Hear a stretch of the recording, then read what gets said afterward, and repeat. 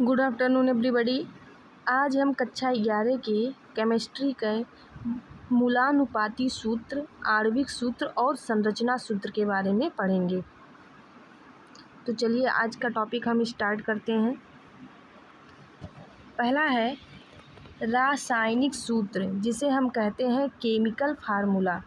रासायनिक सूत्र क्या होता है? तो जब हम किसी तत्वों के प्रतीकों का ऐसा समूह जो किसी यौगिक के एक अणु को प्रदर्शित करता है, उसे कहते हैं रासायनिक सूत्र। अब जैसे यहाँ अमोनिया का रासायनिक सूत्र क्या होगा?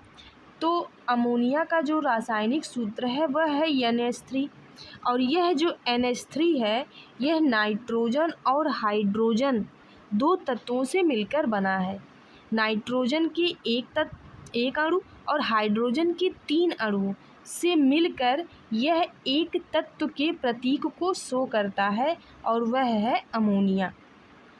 रासायनिक सूत्रों के प्रकार ये कितने प्रकार के होते हैं? तो यह 3 प्रकार के होते हैं। एक होता है मूलानुपाती सूत्र। इसी मूलानुपाती सूत्र को हम सरलतम सूत्र कहते हैं। दूसरा है आणविक सूत्र, जिसे अणु सूत्र कहते हैं, और तीसरा है संरचना सूत्र। तो ये तीनों प्रकार के सूत्र हम इस लेक्चर में पढ़ेंगे।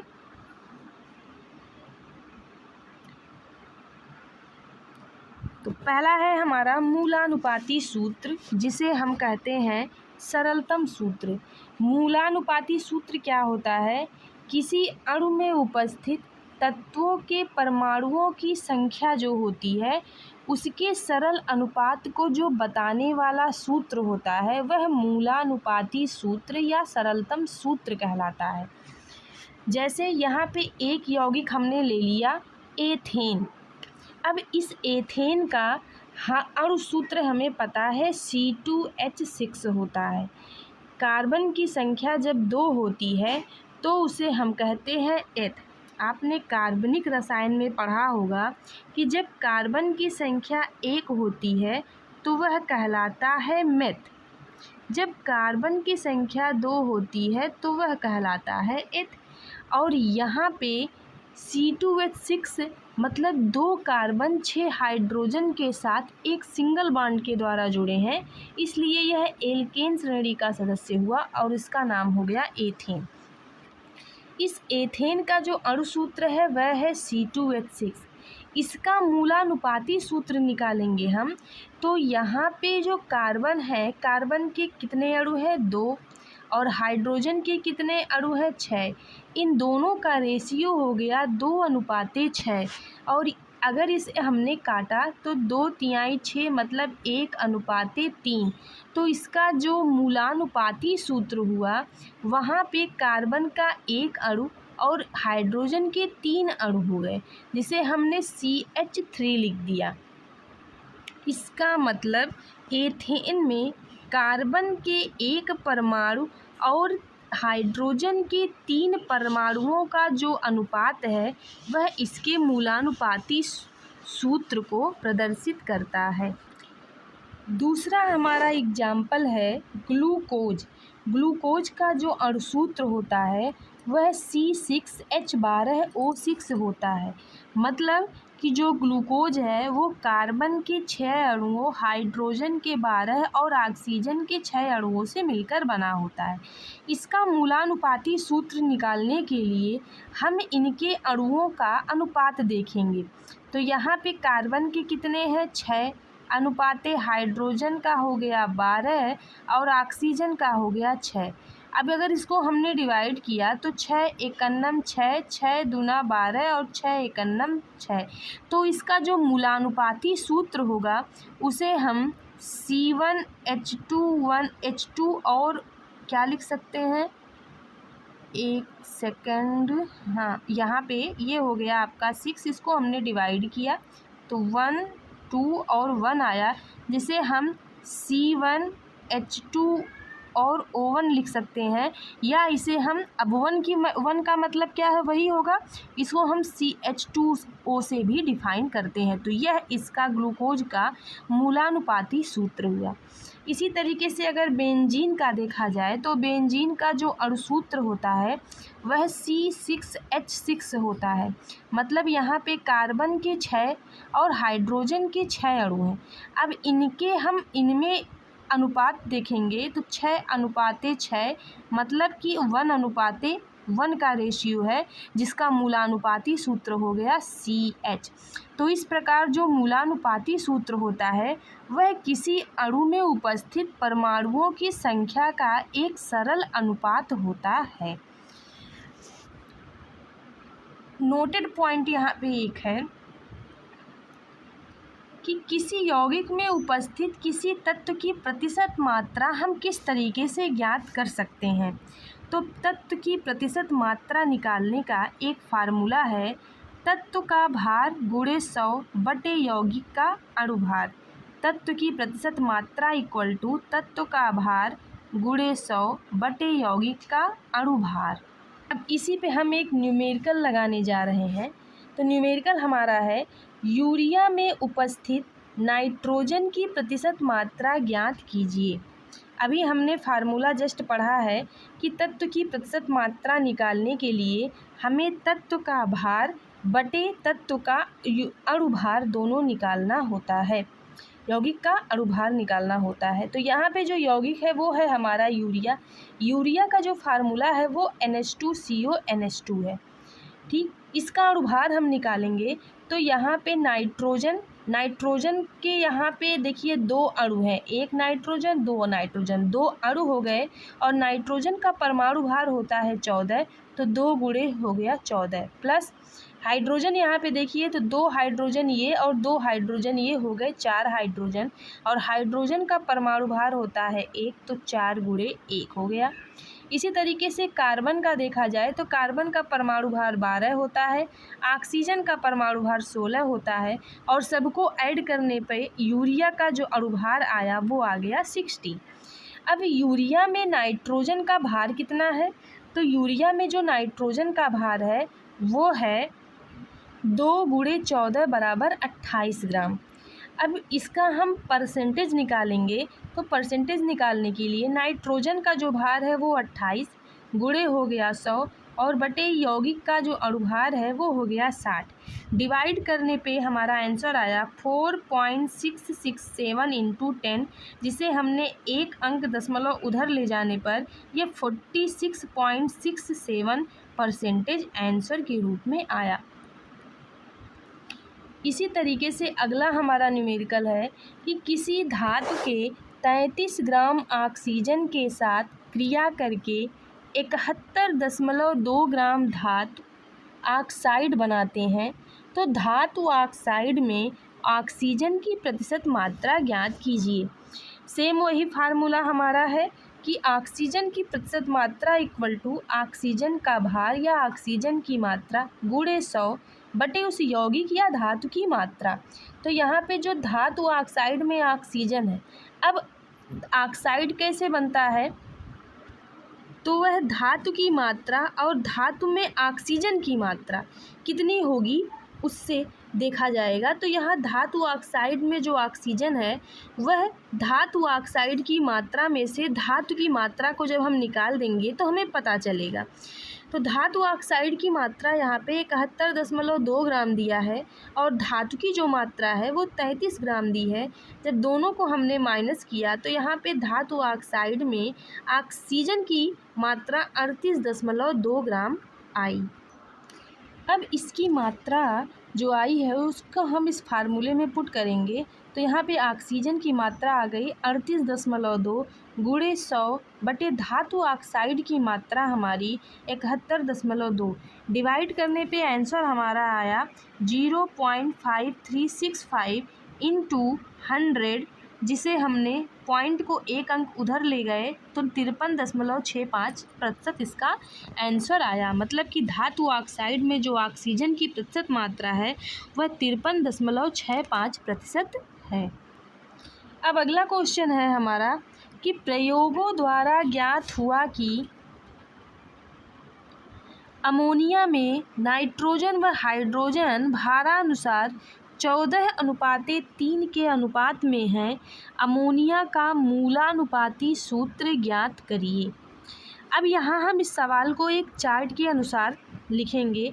तो चार्ट में हमें 4 कॉलम आपको बनाने हैं। एक तत्व हो गया, एक तत्व, दूसरा हो गया परसेंटेज या जो दिया हुआ रेशियो है, तीसरा परमाणु भार, और चौथा हम अनुपात और परमाणु भार का अनुपात रेशियो निकालेंगे, और पांचवें में हम इन दोनों का एक सरल अनुपात निकालेंगे। तो ये 5 कॉलम हमने बनाया।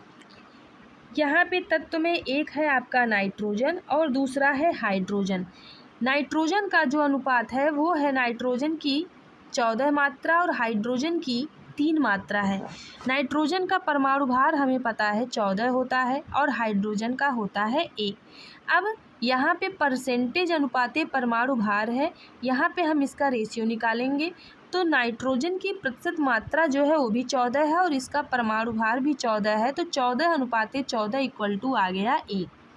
इसी तरीके से हाइड्रोजन का निकालेंगे। तो हाइड्रोजन की जो परसेंटेज मात्रा है वो 3 है और इसका जो परमाणु भार है वो 1 होता है। तो 3:1 इक्वल टू आ गया 3। अब इनका हम सरल अनुपात देखेंगे। तो इनका जो सरल अनुपात है वो आ गया 1:3। मतलब यहाँ पे 1:3 का इनका सरल अनुपात बन गया। तो इसका जो मूलानुपाती सूत्र होगा, इसका मतलब उसमें नाइट्रोजन का 1 परमाणु और हाइड्रोजन के 3 परमाणु बनकर उनका मूलानुपाती सूत्र बनाएंगे। तो इस तरीके से जो मूलानुपाती सूत्र प्राप्त हुआ वो हुआ NH3। अगला टॉपिक है अणुसूत्र, जिसे हम आणविक सूत्र भी कहते हैं और इंग्लिश में इसे मॉलिक्यूलर फार्मूला कहते हैं। अणुसूत्र या आणविक सूत्र क्या होता है?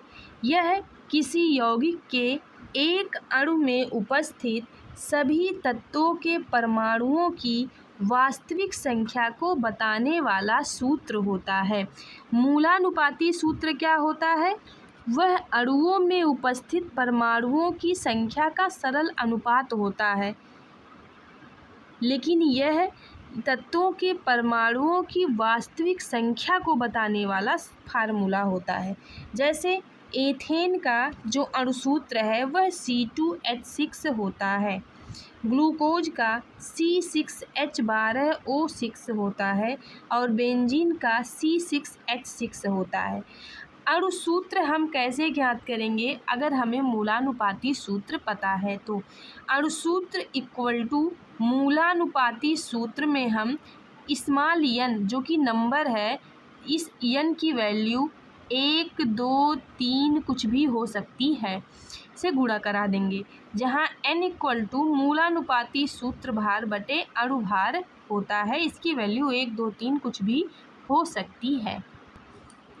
अब इसका एक न्यूमेरिकल है कि एक यौगिक में पोटेशियम 42.394%, आयरन 15.217%, कार्बन 19.563% और नाइट्रोजन 22.862% है।